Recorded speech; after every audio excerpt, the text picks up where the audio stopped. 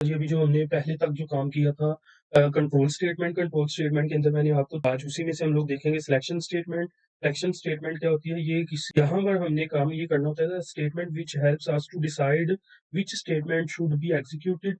इसमें कौन सी स्टेटमेंट हमने एग्जीक्यूट करनी है next on the basis of condition.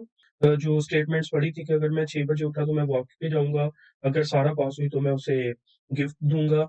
इसी तरह अगर बारिश हुई तो मैं अम्ब्रेला लेके जाऊँगा। ये 3 कंडीशंस हमने पीछे पढ़ी थी और कॉल्ड सिलेक्शन स्टेटमेंट्स। इनको हम लोग सिलेक्शन स्टेटमेंट के तौर पर उन कंडीशंस को अगर फॉलो करेंगे तो वो सिलेक्शन स्टेटमेंट के थ्रू ही हम लोग उनको आगे अप्लाई कर सकेंगे। कैसे? 2 types of selection statements are if statement, if else statement. If statement क्या होती है? अभी हम लोग देखेंगे if statement C language provides if statements which to specify a condition and associates a code to it. The code get executed if the specified condition turns out to be true. Otherwise, the code does not get executed. अगर तो condition true होगी तो वो हमारी उस statement को execute करेगा। अगर स्टेटमेंट हमारी फॉल्स होगी तो उसको एग्जीक्यूट नहीं करेगा बल्कि उसको वो टर्मिनेट कर देगा। कैसे? Structure of if else statement. If statement has the following structure in C language. If उसके बाद कंडीशन फिर associated code. Here is a brief description of different components involved in the general structure of if else statement. If else के अंदर हमारे पास ये कुछ statements को हम लोग देखेंगे कैसे।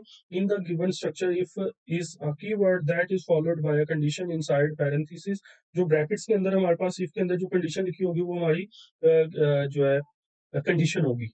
तो a condition could be, condition में कोई भी नंबर हो सकता है, न्यूमेरिक नंबर भी हो सकता है और ये इसमें कुछ ऑपरेटर्स को भी हम लोग यूज कर सकते हैं जो कि ट्रू और फॉल्स होने के बारे में हमें बताएगा। उसके बाद यहाँ पर हमारे पास है the associated code is a valid C language set of statements in it में कंटेन वन और मोर स्टेटमेंट्स। इसके अंदर हम लोग एक या एक से ज्यादा स्टेटमेंट्स को भी राइट कर सकते हैं। ये हमारे पास इसका जो फ्लो चार्ट है। फ्लो चार्ट के अंदर भी हमारे पास प्रोग्राम स्टार्ट होगा, इफ कंडीशन आएगी, एक तरफ ट्रू होगा, दूसरी तरफ फॉल्स होगा। ट्रू होगा तो एसोसिएटेड कोड जो है वो एग्जीक्यूट होगा। उसके बाद हमारे पास कनेक्टर और ये प्रोग्राम एग्जीक्यूट हो जाएगा। अगर वो प्रोग्राम हमारा जो कंडीशन है वो फॉल्स हुई, फॉल्स होने के बाद वो डायरेक्टली टर्मिनेटेड प्रोग्राम हो जाएगा।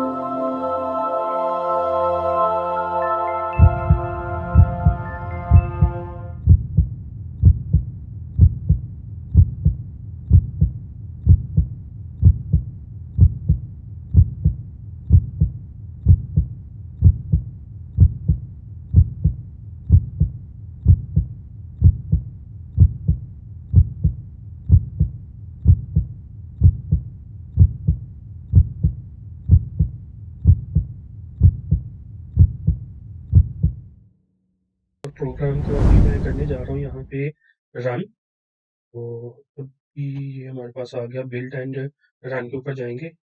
ऐसे ही बिल्ड एंड रन के ऊपर गए, ये अभी कुछ देर में आपके सामने एग्जीक्यूट होगा।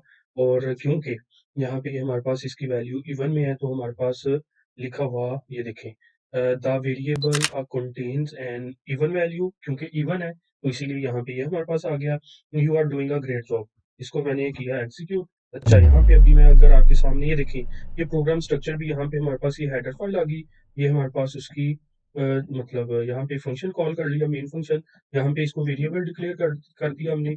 और ये कंडीशन लगाई कि अगर हमारे पास जो वेरिएबल है उसका रिमेनिंग जो है वो जीरो हुआ, वेरिएबल का रिमेनिंग जीरो हुआ तो हमारे पास क्योंकि वेरिएबल इवन में है इसलिए उसका जो रिमेनिंग 2 से डिवाइड करने के बाद हमारे पास आंसर 0 ही आना है। अगर यहाँ पे मैं 12 की जगह 11 कर दूँ, तो मेरे पास ये फिर आपके सामने खाली एक विंडो ओपन होगी ब्लैक कलर की, जिसके ऊपर आपका इसी किस्म का वहाँ पे रन होगी और विंडो जो है वो ब्लैक कलर की ओपन होगी।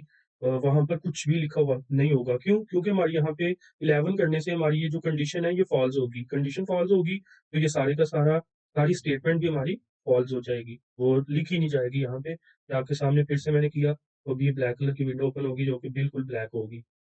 ये हम लोग यहाँ पे आपके सामने है, बिल्कुल ब्लैक कलर की विंडो है जो कि जिसपे कुछ भी लिखा हुआ नहीं आ रहा। तो अभी तक का यही था हमारा। इसके बाद हम लोग नेक्स्ट प्रोग्राम देखेंगे और नेक्स्ट जो टॉपिक है वो पढ़ेंगे। तब तक के लिए अल्लाह हाफ़िज़।